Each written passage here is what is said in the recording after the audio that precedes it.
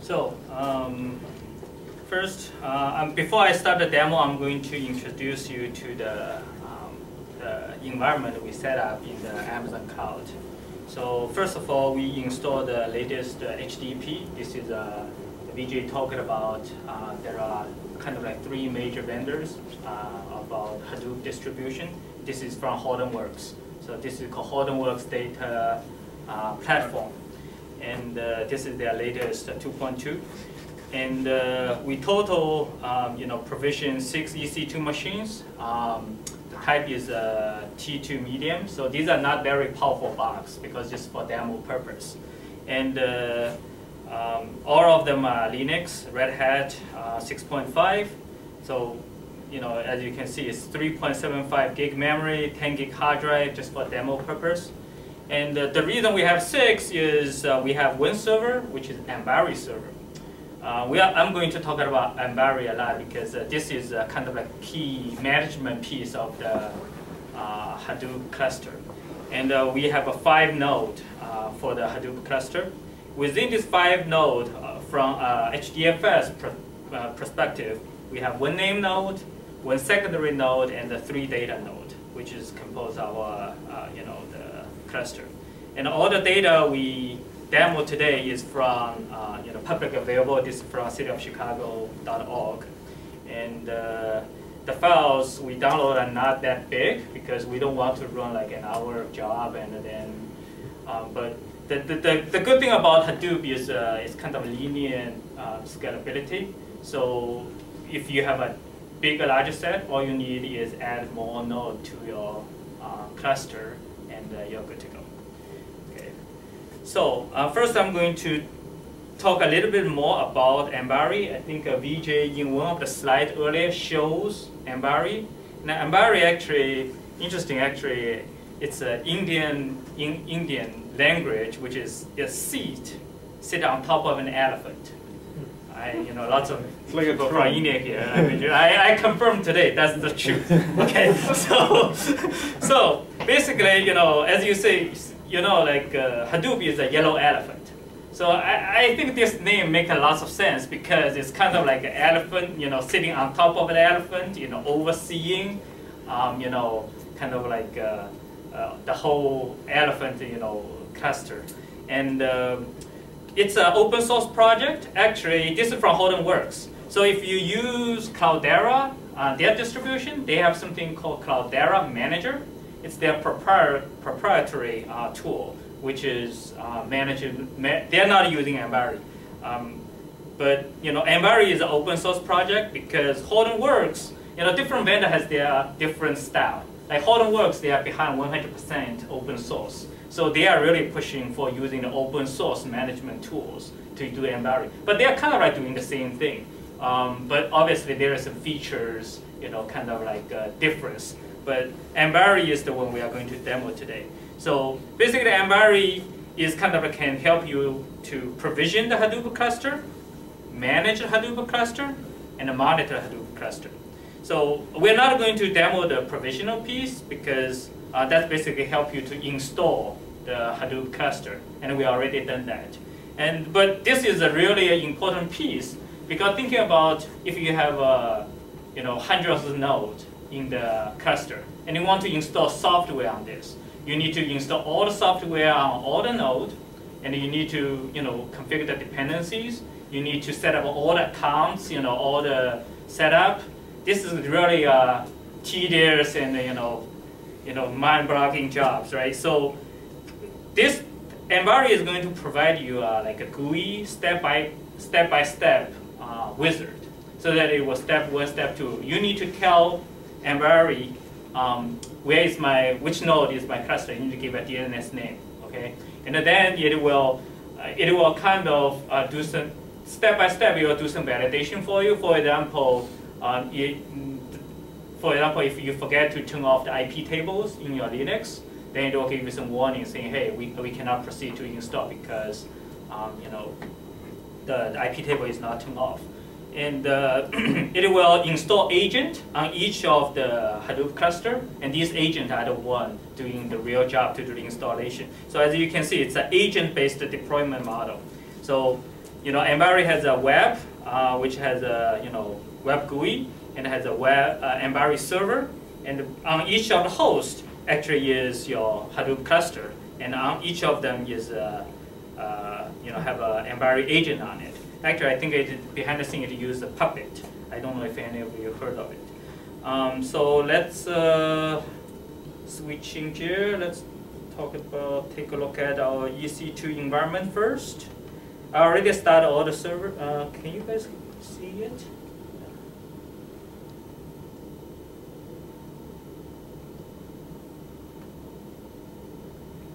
So we have 6 machines already started. You guys can see it clearly, right? Okay. So this one is the Embari server, which I already tagged it, give it an Embari server, and all the rest of them are 5 of them are the Embari agent. And this is just tells you what's the instance type, and these are the East region, and all of them running and all this. And they have a public DS name and a public IP, and obviously they have a private IP and private DNS name. So I'm going to go to the Embari. Embari, this is the public DNS name for the Embari server where the Embari is, and it uses 8080 port, which is default.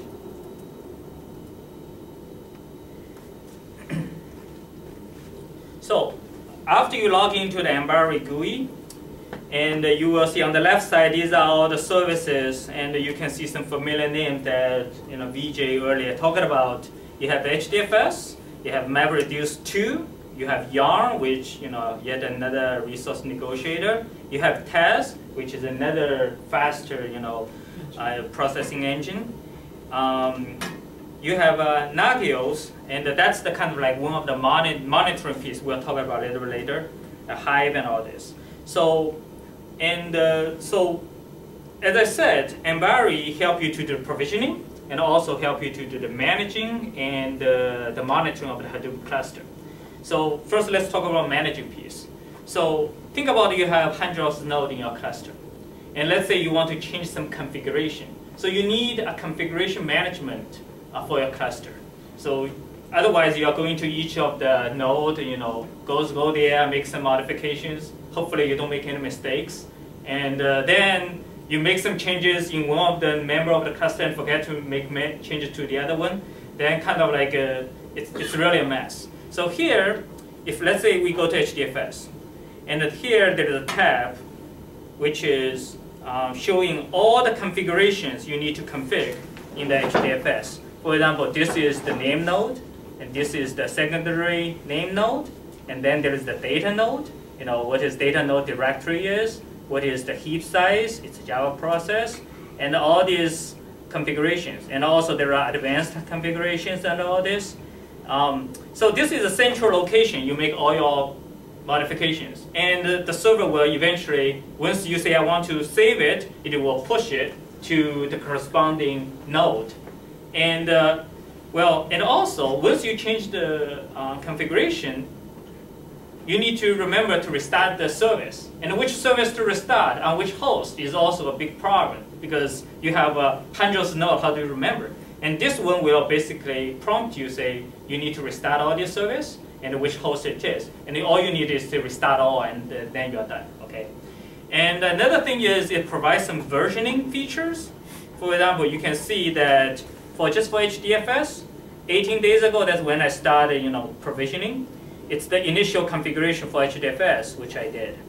And then admin, which is I log in as an admin, and I install something called Hue. And after I installed Hue, there is I will talk about Hue in a moment.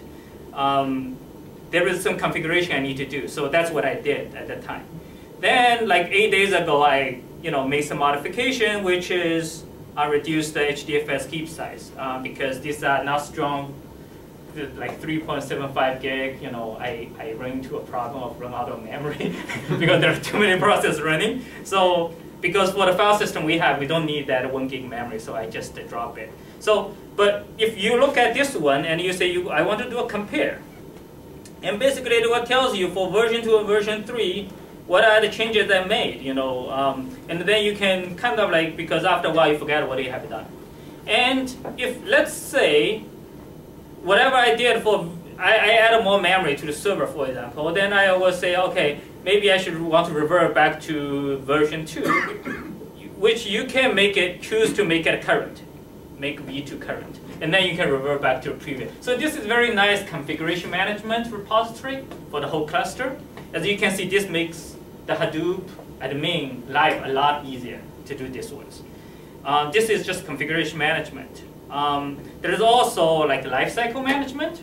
For example, all this process, if you want to start and stop yourself, you need to write scripts and all this, and and hopefully you don't make mistakes. But here, for example, this action, you can start all, stop all. This is like lifecycle management, and obviously you can stop and start, individual service if you want, instead of start everything. Let's go to the dashboard. And the dashboard actually provides some nice metrics for your Hadoop cluster, like what's your disk usage, what is, how many data nodes are live. Right now, 3 are live, 0 is dead. But, what is the, the memory usage, network usage, and all this. So all these, the metrics is provided by something called Ganglia. So Ganglia is a component you install as well. That's the kind of like a component for do the monitoring piece. So there is another monitoring component, let's see, called Nagios. Nagios is actually doing the alert and the notification. So let's say you have some node down, and then this one will kind of send notification to the system admin through whatever method you config, through email, through text, electric shot, or whatever. So, so this is the Embari management tools. Actually, Cloudera provides something, as I said, called Cloudera Manager, which actually Cloudera Manager, I would say, is more mature because they are the one first out, and that's their biggest selling point at that moment. I think Embari has been, it's an open source project, it's catching up, but doesn't have as mature feature as Cloudera Manager. For example, Cloudera Manager, one of the things they touted about is called zero downtime upgrade. So when you do an upgrade, they can kind of do a rolling upgrade without bring your cluster down. So, but I think the one thing you will find in the big data space is everything is progress very fast. So whatever you read from some books may not be true right now. Whatever you read some articles like 1 year ago may not be true anymore. And you see those feature comparisons saying this is versus that 1 year ago, it's not true anymore. Things are kind of like keep very fluid, changing. Everybody learn from each other. You say something you don't have, and then next day they just have a new release and come out of it. So that's the thing. As a technical person, you have to keep learning, keep up with all these trends. So, okay, so we are talking about Embari. It's a quick question. Yeah, sure. Is there any, regarding, let's say, governance or version control system or security, are there any other tools that form this framework, or it uses some other, like it uses a version control system, let's say Git or some other like that? Or does it have its own ego? Does it have its own? I think they have their own ecosystem. Git is more for the code. I mean, I guess.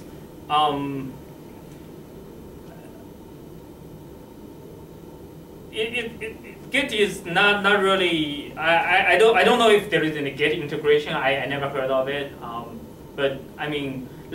I think for the infrastructure side, there is something right now lots of people want to, for example, for Amazon, there is something called infrastructure as code. So basically, when you want to spin out a Hadoop cluster, you can, basically they have, Amazon have those scripting tools to kind of like, once you load those tools, it will spin off, like say, your Hadoop cluster for you. and all this. And those probably you can put into those version control system like Git and all this. But for those like configuration, it has its own relational database behind the scene to store all this metadata and configuration for the tool. And those management tools, they don't have any standard. So I mean, it's not like so actually one of the selling point for Hortonworks is saying, hey, our tool is 100% open source. If you use Cloudera's manager, you are using a proprietary technology. But Hortonworks, Cloudera kind of come back saying, hey, we are the only thing is management tool, so it's okay to use a proprietary one. You know, our data is in HDFS. You know, you are not having a vendor locking. You know, if you want to migrate off our Cloudera. So, so management tool, I don't really see there is a standardization and all this. But you know, the underlying technology is like lots of standard based. Right, but is there any maturity on the deployment side, on the governance aspects of it? Governance. Yeah, so on the governance, there is an open source project called Apache Falcon that is in the Hortonworks ecosystem. But you know, it's not still a stable Apache project yet. I think governance probably is one of the things lacking in the Hadoop ecosystem. Just like security. Security has been catching on recently. You know, there are lots of vendors and playing this space. You know, before it's like HA. You know, high availability is the weak point. Yeah. So kind of like the whole space is ecosystem evolving and they are solving problem one by one. I think so. But we have went a long way. For example, for these management tools, when it's Hadoop 1.0, I mean, you know, there is nothing like this. So it's really tedious to just set up a cluster. It's like it's a daunting job. And then now you can provision this, you know, relatively easy. Obviously, you still need to do groundwork. You need to understand. You know, before you install, think for example, before you install Envari, you need to do lots of, you know, configurations on your Linux box to prepare before the installation. Otherwise, Envari won't even proceed. It will do some checkings, you know, making sure you have tune of this, tune of that. You know, this is not started. There is no conflict. You know, all this. So then, are these links that are shown on the left navigation? They are more like plugins. No, these like are kind of like the services. All these are services. These are not plugins. Like the dashboard. Well, you can plug in more. So basically, Envari provide there is an extension point for Envari. So if there are more services, there is a way to configure to show up on the left side. But these are the default one coming out of it. They have like 2 months ago, there is a webinar coming from Hortonworks that they are kind of like. They are the one behind Envari. They are talking about how to do the extension and all this. So, but what I really today want to demo, hold on, just a second.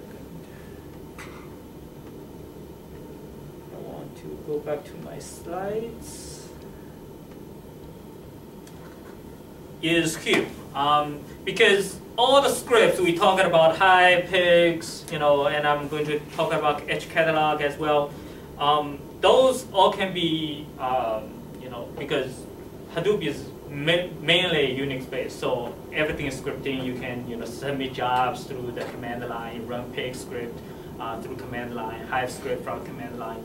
But here is basically a web interface to make your kind of like, especially people who are not familiar with scripting, a lot easier. You can just do lots of run Hive script, pig script, run Edge catalog through the Hue interface. Obviously, you still need to write those scripts, but it's a very nice interface. And today, besides demo the pig script and the Hive script, we're also going to, you know, I think Vijay mentioned something. We mentioned the UDF very briefly. That's a user-defined function. That's kind of like a Hive and Pigs provide a user-defined function built-in, for example, arithmetic calculation, average, sum, and all this. And there are also, we are going to show some pattern matching so that you can kind of using regular expression to extract data, the data array. Because one of the big thing about big data is data usually is not clean. It's kind of like in its raw format. So you kind of like you need to massage the data, do some transformation, extract the information you really need before you can really do some analysis.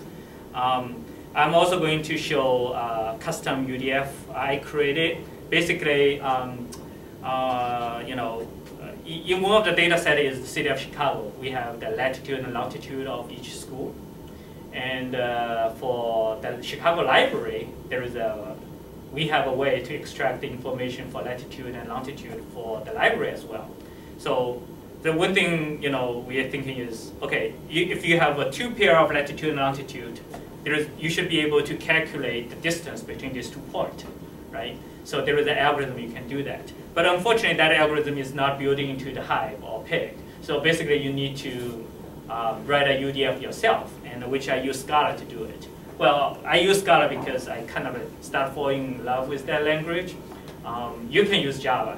There is no reason you have to use Scala, but kind of Scala is more succinct. So kind of basically what they say is Scala is object-oriented language plus the function language. They merge together like perfect marriage. So. Okay, so besides we are going to kind of like using this UDF, we are going to join library data and the school data, and kind of like we are going to find those libraries within 1 mile of each school. And these will be done in a Hive script. Well, all this raw data will be in CSV format, which we download from the Chicago the public data website.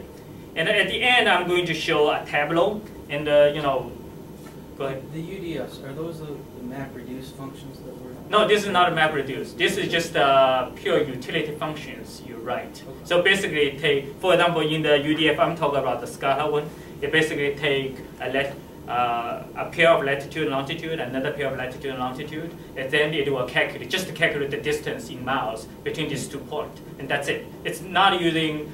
It's just like a utility function. It's not like a UDF. It's not a MapReduce Java. User-defined function. User-defined function, yes. UDF. So which means it can have all supporting libraries and everything, and jar files, everything. Right. So you can build in, like for example, I think the Pig has a better support for UDF because there is a open source project called DataFoo, and that they kind of like. I forgot, it's the LinkedIn or Twitter. They are the one behind it. So basically, they supply lots of user-defined function out of box. They just dedicated to create all kinds of UDS for you for the Pig script. Actually, the latitude and longitude one, I do find it in the Pig, but I don't have it in the Hive. So that's why I wrote it myself, which is not hard to do, but. So the last thing I'm going to demo is called Tableau. I don't know if anybody heard of it. It's a visualized kind of like data analytical tools. It's market leader if you look at the Gartner's Magic Quadrant. So basically, I'm going to use Tableau to connect to Hive through an ODBC drive, and that's mostly how those analytical visualization tools to connect to the Hadoop. Usually when a vendor say, hey, I'm supporting big data, everybody wants to say I'm supporting big data right now, right? So it's a good marketing. So basically most of them is connect Hive through the ODBC driver. So basically the Hive, is kind of like, to them it's like a relational database. They just provide a connector to connect to it. And we will see. And I download some data, for the Chicago socioeconomic data from that public website, which will do some plotting, some simple ones, but just to illustrate the point, how do you do the connection and all this. Okay, so let's go to the Hue. So at the beginning of the Hue, it will just to give you, all the component, what's the version and all this. The Pig is 0.14, Hive is 0.14. So first thing I want to show you is the file browser. So as you can, you guys can see it clearly, or do I need to make it a little bit bigger? A little bigger. A little bit bigger. Oh, this is too big. Is it good? Okay. So, now this is file browser. So basically, this is way is give you an easy way to upload files into the HDFS. I mean, you can use command line to copy files into HDFS. But this one is, you don't need to start a Unix shell and all this. All you need is go to File, and then select a file on your local file system, and then upload it. So I'm not going to do it now because I already did all this. So there are 3 data sets, census, Chicago socioeconomic CSV file, Chicago library, and the public school, And if you click one of them, it will show you the sample data. And as you can see, it's a CSV, comma, separate files. You can see, this field is kind of interesting because this is just one field.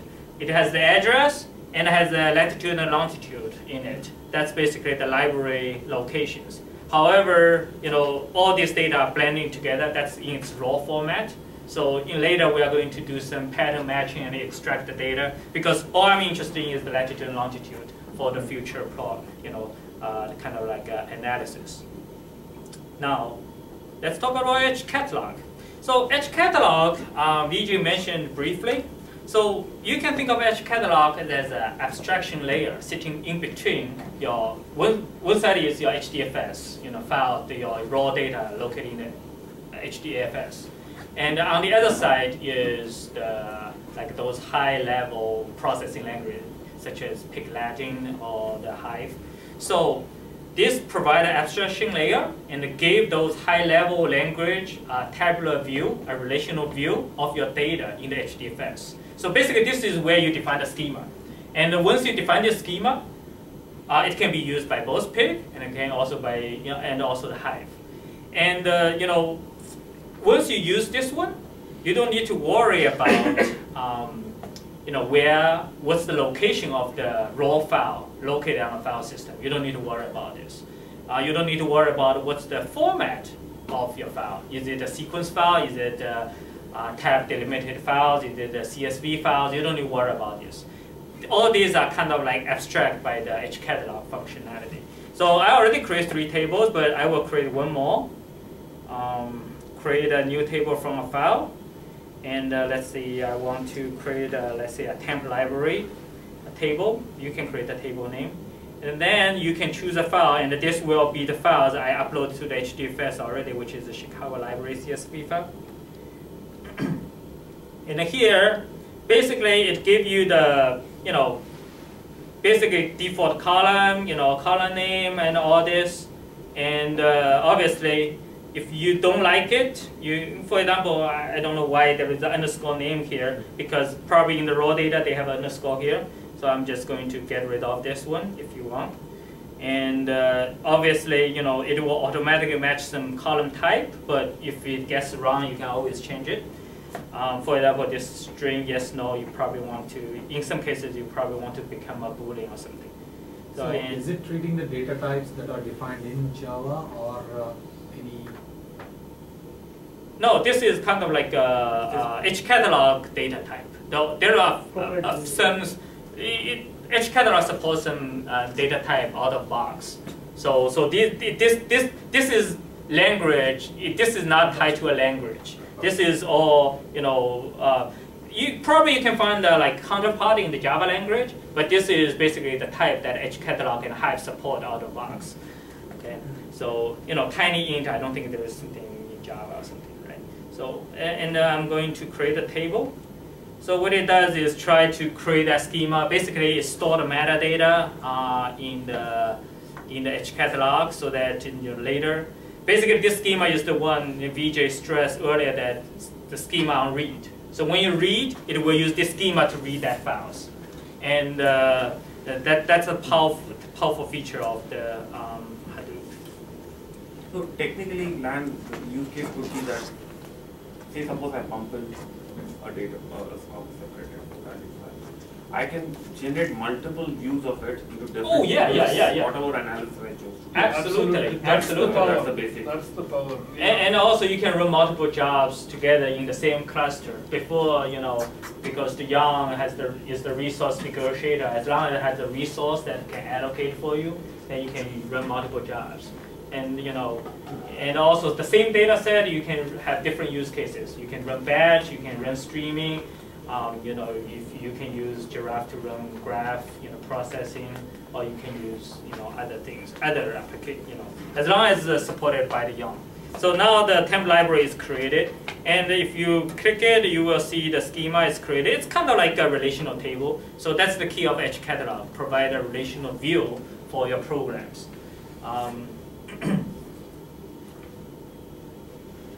See, these are the names and these are the types and all this. So, okay, so we are going to run a pig script, and I'm going to, so basically, actually before I run, let me show the school. So this is the school data. I'm just going to show what the columns are existed in this data set. So basically, you have a school ID, school short name, school name. And the one actually I'm interested in is, ACT scores, because we want to know what's our, hold on, let me see.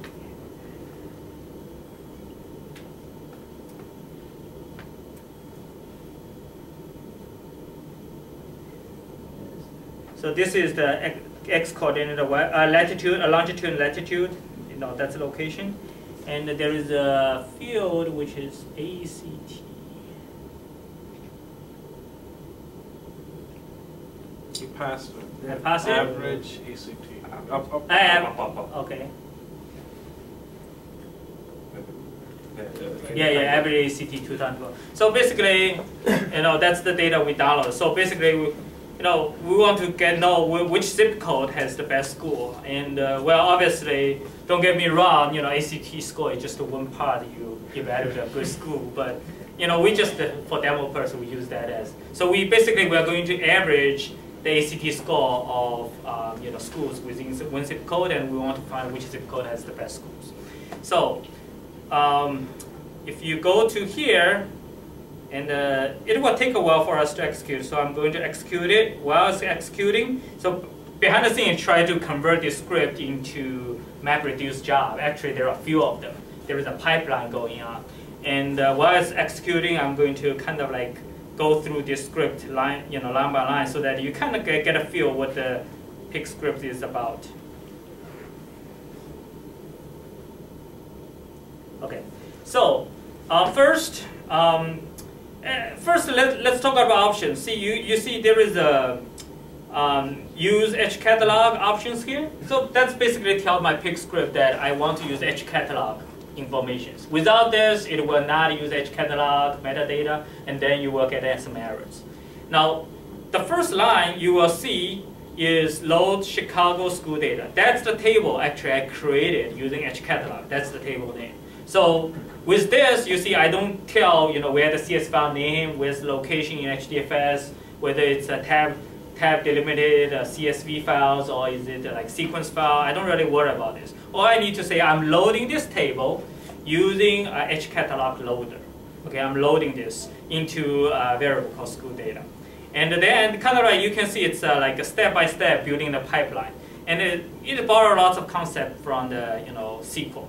But the syntax is a little bit different. So if you group the school data by zip code, now you will get a zip group. Now, within each zip group, you will do a for each. And you try to, for each group, you will, spit out the zip code, and then you use the average school data, kind of like do an average of the score, ACT 2012, and you make it the new, kind of that field will be AVG. And then is this where you could use your UDF that you defined? I mean, you can. But my UDF is for Hive. But it's the same idea. Yeah. So you can upload the UDF jar here if you want, and you can define user define. Yeah. So then you kind of like I want to do an order. I want to order this by average ACT score and with a descending order. And then obviously I want to only interest in top 10, so I limit my result set to be top 10, and I dump the top 10 variable to the thing, and you can see the job completed, and you get all this zip code, and this is zip code. If you want to live, you probably want to go there. If you want to kids go to a good school.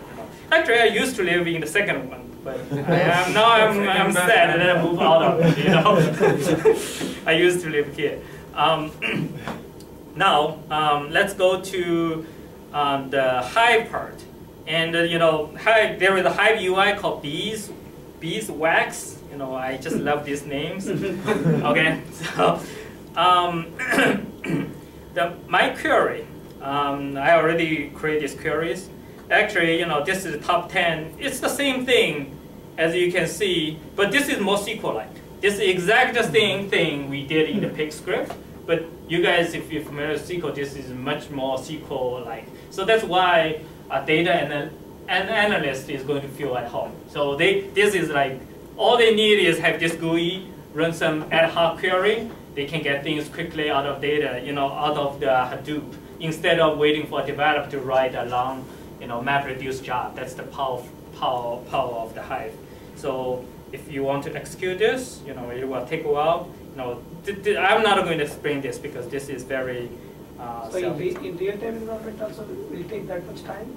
Yeah. So see, the idea is you cannot compare this with Oracle relational database. First of all, the data is not structured. First of all, and also this map-reduce job.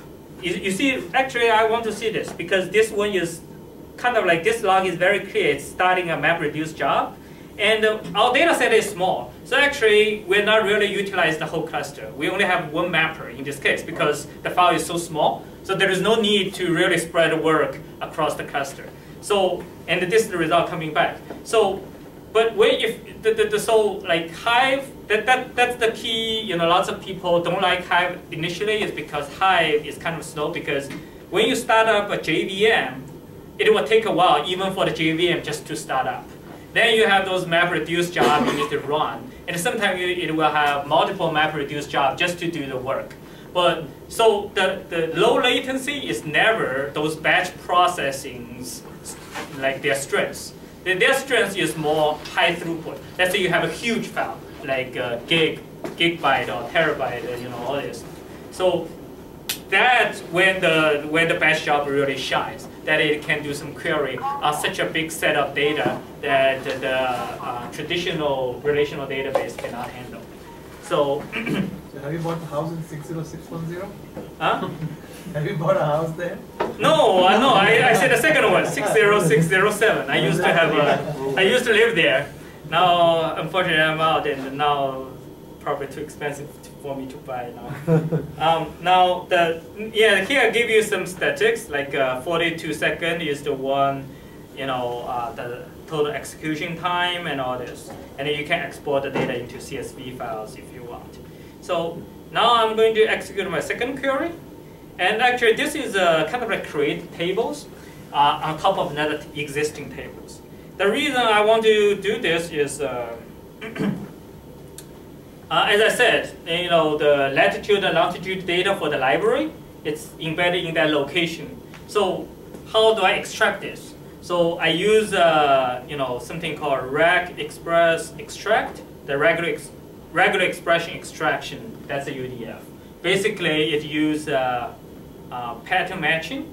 So kind of like this is the 5th element, this is 6th element within my whole regular expression.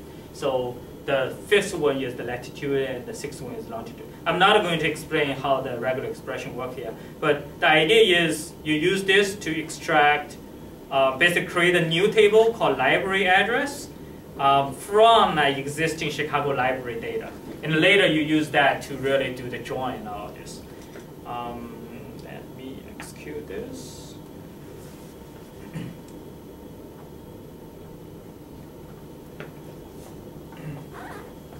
So, how big is the data set here?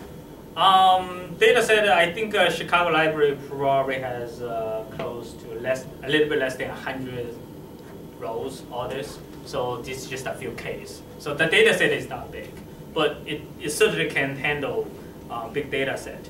And because the data set is small, so kind of like we're not really utilized. This is not really the sweet point for MapReduce. They are more suitable to handle much bigger data set than this one. But this is kind of an illustrative purpose and the tools, and it takes much less time to run this. Otherwise, everybody is just going to go nuts, right? So now in this case, there is no data coming back because we're just creating a table. But rest assured, the table is there, and the table actually has got created. Actually, this is you can use Hive SQL to create the tables on the run, and those tables will be there. And if you look at the library address, you can do a sample. Sample is very nice, especially if you have a large data set. You don't want to come back the whole data set. You just take a sample of it. And you can see the latitude and longitude has been populated correctly. And the address also, get passed. So we are going to do some joins, but in this case, I'm not going to execute in the queue anymore. I'm going to go to the command line. Just 1 second. Where's my Hive server? This is my Hive server. So this is the public DS name. Okay, Control C.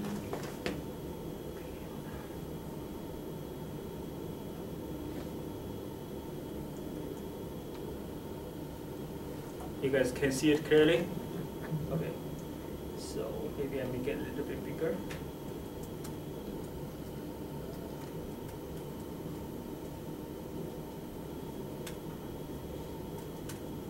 Okay, now I'm on that server.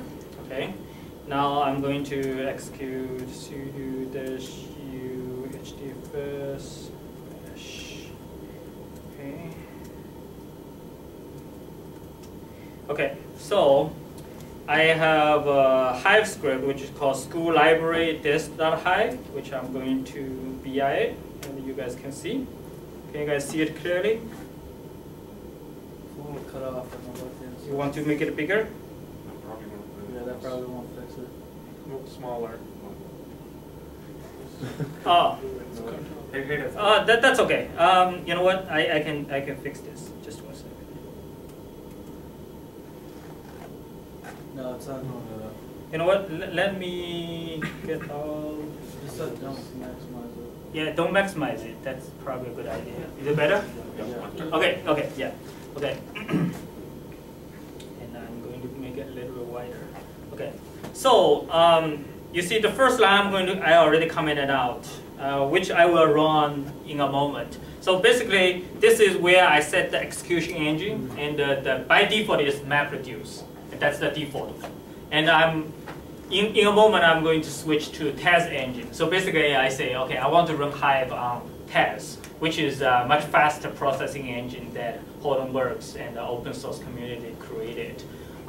So basically, Tez can be run, Hive can be run on Tez, Pig can be run on Tez, and that's what they call pig is flying, but I'm not sure about that. But so basically, the first thing, is add a jar. And this jar is what I created for the UDF I talked about, that I created use Scala. We will see if we have time to show you the source code, but if not, after work you can, after presentation you can, I certainly can show people who is interested.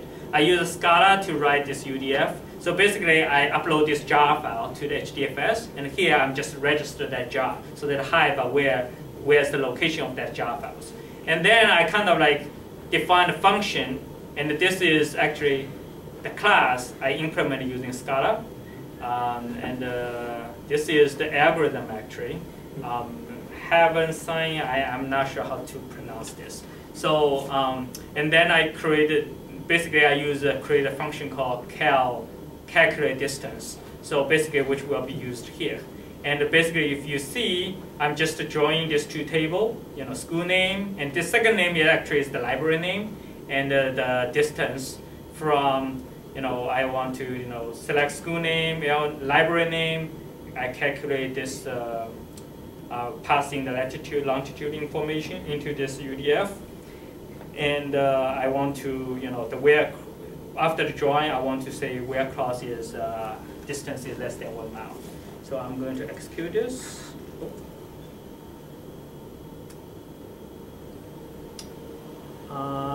Hive -f. Hold on. What is my script name? Okay.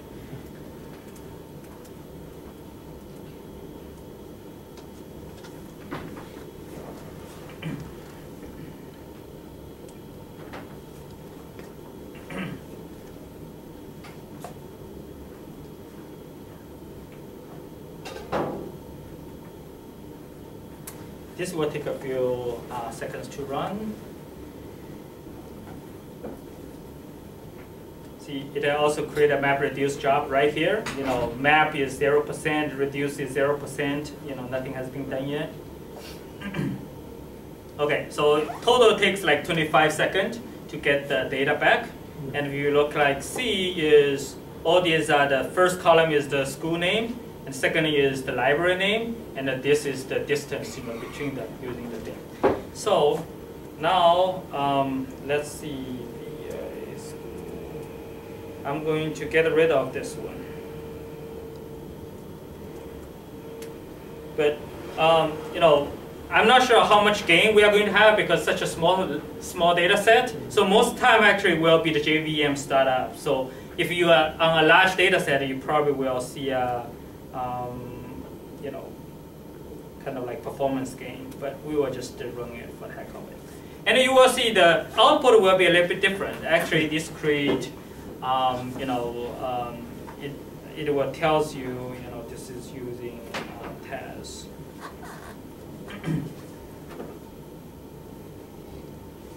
You see, it's kind of like a little bit different, and actually in this case, it creates 2 mapper in this case. See, it's much faster, right? So it's 17 seconds. So you can see that it does make the processing a lot faster. So here's the thing. So we have different vendors like Cloudera. Cloudera has Impala.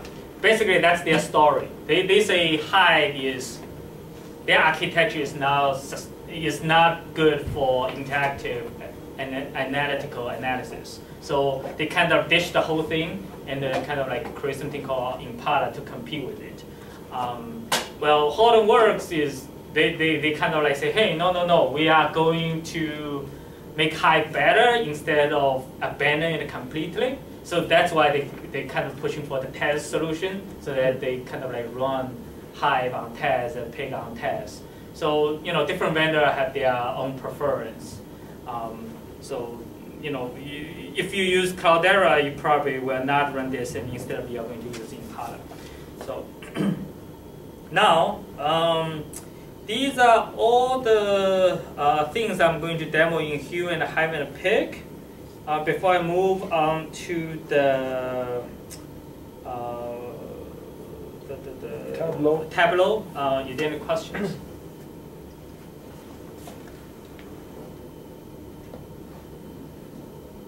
Okay. Or maybe you guys just tired. You want to get out right here. All right, almost done. So, so this is Tableau desktop. Oh, okay. I'm continue. They give you evaluation. I'm not going to buy a license for this one. So, so it's like $2,000 a desktop or something. No, but you have a turbo. No. They have 14 days trial. So, I tried to talk to their sales, try to get a license, but they kind of like. So okay, so I'm going to create a new file. And then you can connect to data. That's the key part. And on the left side, you can see it has lots of connectors. They can connect to Cloudera's Hadoop, Amazon EMR, the Redshift, that's Amazon's, warehouse solution, BigQuery, Vertica, all this. And what we are going to select is the Hortonworks Hadoop Hive. And here, I need to find out where's my, I think I have it. It's the same as the one I logged in early. Okay. Now this is Hive, and I'm we use Hive Server 2, and I use username, password, and then nobody guess what the password is, please. I'm going to connect to it. So, okay, now I'm connected. So basically it's already connected. Okay, now all I'm going to do is query the data. So for the schema, actually, I think that we use the default schema. So, and the table, I'm just going to be a star, which will bring all the tables. And I'm going to use the Chicago economic, the data. And I'm going to go to the worksheet.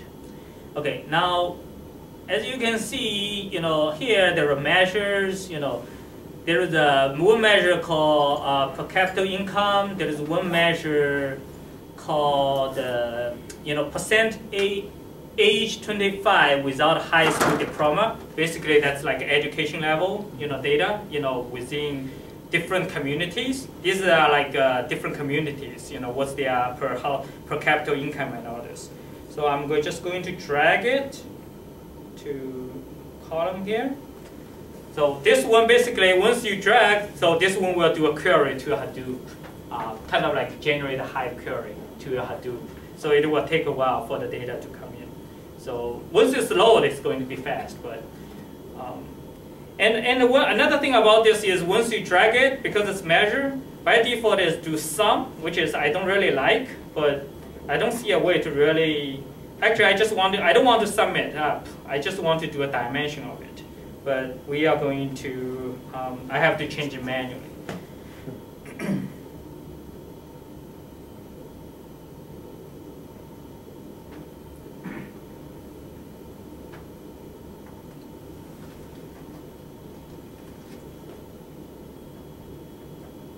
Okay, now let's drag the second one to the, which is per capita income. I'm going to drag to the rows.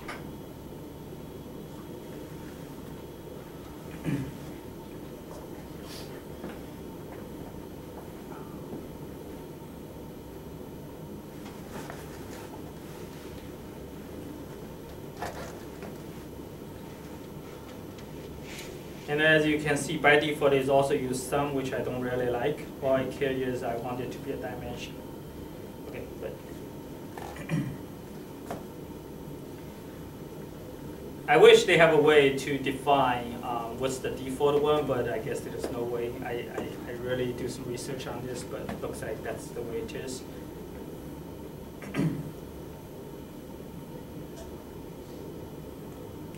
Okay, so you can kind of like basically this kind of like you plot those data on these graphics, and you can see these are the this is the Y is kind of like per capita income, and this is the the percentage of age 20 over percent age 25 without a high school diploma.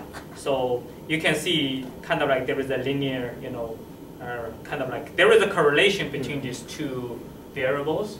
Obviously, you cannot say A is caused by B or B is caused by A, because there in data science there is something called like correlation is not causation. So there could be another factor that's causing both to happening. So we cannot make that judgment saying okay, low income is always means low education level. You cannot make that. There are other ways to really determine that, but we are just showing the demo here so that basically you can use visualization tools like Tableau or Penhole and all these. There are lots of popular ones on the market to really connect to the Hadoop and like create those visual diagrams for your so that you can show this to business users or executive. So this concludes our demo. Do you have any questions? Yeah. When I think of big data and Hadoop, I really think of, you guys mentioned the product recommendations and the pattern matching. But everything you guys showed, you had to know about the structure of the data. What was in those files? And when I think of that, that's a program running an algorithm against these files, trying to find matching on it. So how does Hadoop and these programs do that.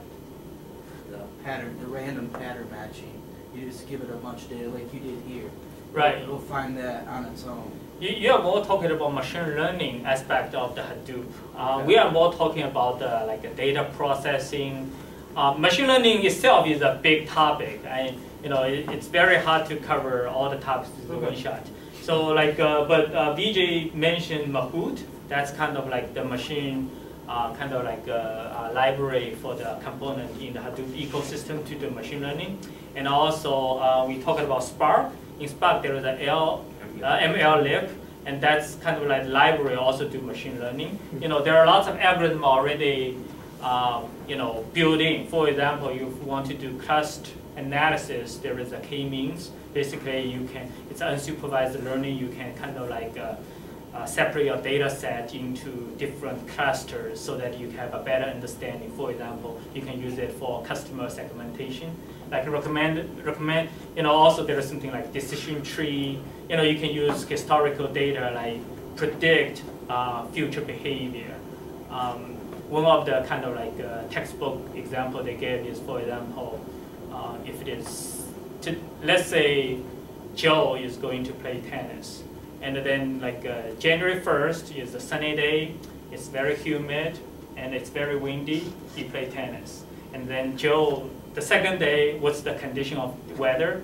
He didn't play tennis. So we have historical data for the past 3 months. And then, April 1st, here is the condition, is you're going to play tennis or not, and what's the percentage of the, these are the things that, machine learning can help us. And there are libraries in Hadoop system like ML library and the MLlib, and Mahout is going to, help us to solve those kind of issues.